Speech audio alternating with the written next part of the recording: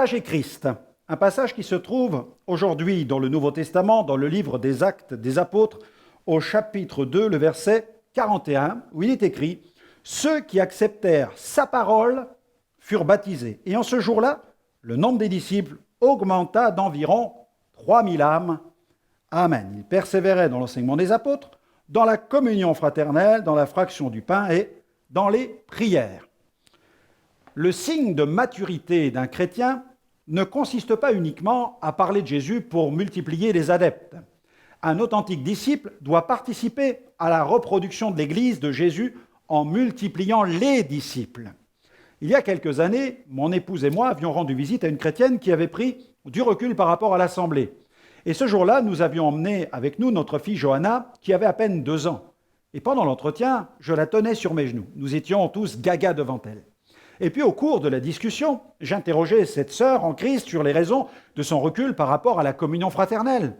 Elle me répondit avec un certain aplomb qu'elle ne voulait plus venir pour la simple et unique raison qu'elle ne souhaitait pas grandir spirituellement. Vous imaginez bien que sa réponse me laissa pantois. J'avais entendu toutes sortes de choses, mais pas encore une comme celle-ci. Heureusement, le Seigneur me permit de rebondir pour lui apporter un conseil spirituel. Comme Johanna était sur mes genoux, je lui ai alors répondu « Comme vous le voyez, ma sœur, Liliana et moi, nous aimons notre fille. Nous la chérissons comme la prunelle de nos yeux, et elle est tellement belle que nous aimerions qu'elle reste toujours ce beau bébé que l'on cajole dans les bras. Cependant, l'amour que nous lui portons nous oblige à en prendre soin. Nous lui donnons à boire, à manger, parce que nous l'aimons.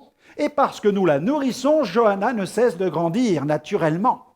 Un jour, elle deviendra une adolescente, puis une femme. Il est clair que ce serait une pure folie si nous décidions de ne plus la nourrir dans le seul but de l'empêcher de grandir. Ce serait tout simplement criminel.